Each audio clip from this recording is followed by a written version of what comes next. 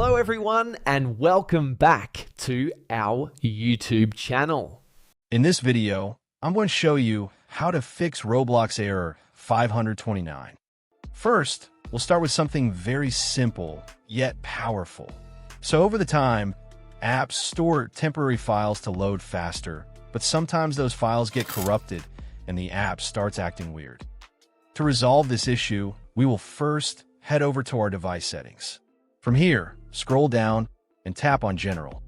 Once you're in the General Settings tab, look for iPhone Storage option and tap on it. Over here, you can either search for the app or you can scroll down and look for it. Then tap on the app. On the next screen, you need to tap on the Offload app option. A confirmation pop-up will come up. Now tap on the Offload app option here. It'll take a bit for processing, and then a reinstall button will show up.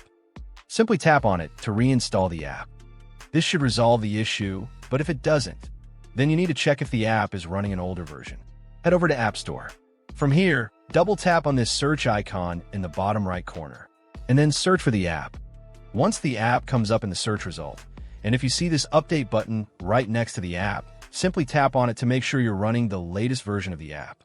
However, if you continue to encounter this issue, then you will need to completely reinstall the app, which usually resolves the problem. Head over to this screen the way we did before.